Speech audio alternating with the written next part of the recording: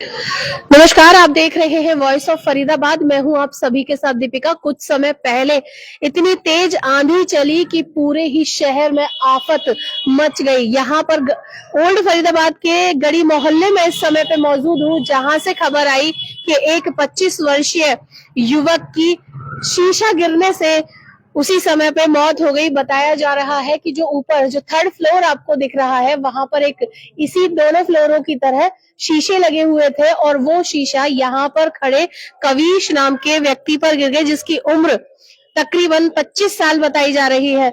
जी, ये देखिए शीशा यहीं पर है और जो गिरा था, इसी के जो अवशेष है वो कवीश को लगे और इसमें लगने की वजह से कवीश की इस समय पर जान चली गई। फिलहाल आप कैसे जानते हैं, आप कहाँ रहता था कवीश के लिए? मेरा मेरा मकान सामने है जी। ये ऊपर वाले बीच वाले मकान में रहते हैं जी। अच्छा। हाँ जी। तो उसकी मम्मी ने बोला कि गाड़ी से कुछ सामान लेके आया जी। सामान निकाल के यहाँ तक पहुंचा था जी, तो एकदम से शीशा आके उसके ऊपर गिर गया जी। और एक ही सेकंड, मतलब एक ही सेकंड लगा जी बस। बच्चे को फिर हॉस्पिटल लेके जी, वहाँ जाके फिर वहाँ खत्म हो गया जी। परिवार में और कौन कौन है कवीश? फिलहाल तो मम्मी पापा रहते हैं, एक भाई रहता है, भाई दूसरे गया पढ़ता है जी, वो कहीं बाहर रहता है जी। अच्छा, आपका क्या नाम है सर? मेरा नाम पूर्ण चंद्र जी, MCF को मैं नौकरी करता हूँ जी। अच्छा, नगर निगम में जी। नगर निगम में सर नौकरी करते हैं। ये वाला जो सेकंड फ्लोर पे रह रहा था कवीश, उसके माता पिता के साथ, ये पूरा घर एक ही है? हाँ जी, तीन मंजिल है जी। 3 मंजिल। और ये वाला जो मतलब उसी का घर बोला जा सकता है? हाँ जी, नीचे बीच वाले में रहते हैं जी, ऊपर कोई रहता है, नीचे कोई और रहते हैं जी। अच्छा, कोई और रहता है तो माल ऊपर वाले में बत्रा साहब रहते हैं जी।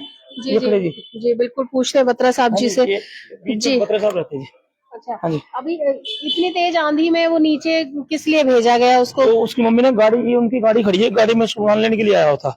अच्छा, सामान लेके निकल के अपने घर जा रहा था, अंदर घुस रहा था। देखिए जब अनहोनी होती है ना, तो अपने लिए कोई ना कोई रास्ता अपने निकाल ही लेती है, और यही जीती जागती नजीर इस बात की यहाँ पर है कि जी देखिए अभी यहाँ पर चप्पल भी पड़ी है। और कुछ समय पहले अगर बात की जाए तो यहाँ से पानी के साथ खून बहता हुआ दिखाई दे रहा था। एक जो वीडियो हम थोड़ी देर पहले हम लोगों ने देखी, जो समझ में आई, मैं वही कह रही थी कि जब भी क्या जरूरत, लोग कह रहे हैं क्या जरूरत थी आंधी में यहाँ पर आने की, क्या जरूरत थी कुछ सामान निकालने की। लेकिन मैंने कहा ना, जब अनहोनी होती है तो अपने लिए कोई ना कोई रास्ता निकाल ही लेती है। सर कुछ और बता सकते हैं कि कविश के और यहाँ पर इस वाली गाड़ी से सामान निकाल रहा था? देखिए इस वाली अमेज गाड़ी है यहाँ पे, और इस गाड़ी से ही उसकी माँ ने उसको सामान निकालने के लिए भेजा था। तकरीबन 20 वर्षीय कविश की इस कांच के गिरने से मृत्यु हो जाती है। कांच भी यहाँ पर है। और देखिए आंधी ने ना सिर्फ इस जगह पे नुकसान, यहाँ तो सोचिए कि सब कुछ खत्म सा ही कर दिया है इस आंधी ने, लेकिन और भी शहरों में बहुत सी जगहों पर बड़ी वारदातें हुई हैं। ये देखिए मैं दिखा दूं कि हर जगह पर ये जो फ्लोर है ये पूरा का पूरा एक ही है, और ऊपर वाली जो कांच की लगी हुई, यहाँ पर कहा जाता है कि सीढ़ियों के बीच में जो गुमटी टाइप में बनी होती है, इसमें कांच लगा। इतनी तेज हवा थी, कहा जा रहा है कि 14 किलोमीटर प्रति घंटे की रफ्तार से ये हवा वेग से चल रही थी, और जिसने ना सिर्फ पूरे परिवार के एक व्यक्ति को निगल लिया, और ये आंधी कितनी मुसीबत लेकर इस समय पर आई है। जहां पर लोग गर्मी से त्राही त्राही मचा रहे थे, वहीं पर लोग इस समय पे, इससे अच्छा तो लोग सोच रहे होंगे कि गर्मी से ही बैठे रहते और कम से कम कवीश तो हमारे साथ होता। अभी अभी परिवार में यहाँ पर कोई नहीं है? फिलहाल कोई भी नहीं है जी, सब लोग गए हुए हैं? हाँ जी, पड़ोसी है सारे जी।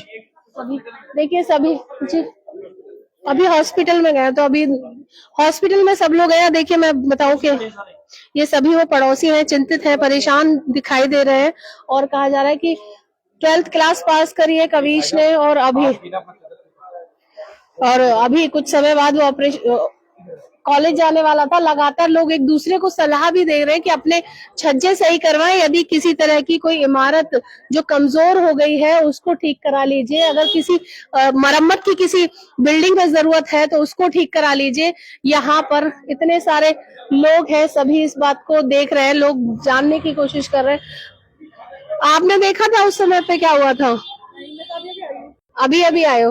देखिए यहाँ पर उस समय आंधी बहुत तेज थी, तो शायद इतना किसी को पता नहीं है कि क्या हुआ। बस कविश कुछ समय के लिए सामान जी बिल्कुल सही कह रहे हैं कि काल अपने आप खींच कर लाता है। मैंने यही कहा था कि जब अनहोनी होती है ना तो अपने रास्ते बना ही लेती है। देखो कांच टूटने की मैं एक चीज दिखा देती हूँ कि किस प्रकार से ये कांच टूटा है। मुझे नहीं पता कि उसको कौन सा हिस्सा लगा है, लेकिन देखिए पूरी तरीके से ये जो सिर पर गिरा था क्या? उसके सिर पर गिरा था उसके सर सर पे ही बता। मैं तो ऊपर ही था उसके। ये थे जी साथ में। कौन था साथ में? ये गए थे। भाई साहब आप थे सर? आप गए थे क्या? कांच सर पर लगा था। अब मैं घर के बाहर निकला, बहुत तेज आवाज आई थी, तो आवाज आने के बाद मैंने देखा यहाँ पे तो बच्चा गिरा हुआ पड़ा हुआ था। अच्छा, तो ये उसके ऊपर था? ये उसके ऊपर था, मेरे को समझने में टाइम लग गया। इतने में भाई साहब है नीचे के, वो देखते ही ऊपर की तरफ भागे उसके फादर को बुलाने के लिए। तो बच्चा जहाँ गिरा हुआ था उसको फिर आकर के उठाया, फिर गाड़ी में रखा और उसको लेके गया। क्यूआरजी लेकर गए? हाँ, अभी तो QRG। फिलहाल नहीं बचे हैं वो। हाँ, वो उन्होंने ट्राई किया, जो CPR वगैरह देना था सब ट्राई किया, बच्चा नहीं बच पाया। देखिए फिलहाल गढ़ी मोहल्ले में मौजूद थे जहाँ पर एक भाई। जी जी जी, कौन सी जगह है जी बताएं? 15/5 सैयदवाड़ा। सैदवाड़ा है ये जी। जिन जानकारी के अनुसार हम लगातार यही बोलते हैं ना कि जितनी जानकारी हमें प्राप्त हुई उस अनुसार से बताएं कौन सा मोहल्ला सर? ये सैयदवाड़ा। सैदवाड़ा है यहाँ पे, और उसी जगह पर हम लोग मौजूद हैं जहाँ पर इतना बड़ा हादसा हो गया।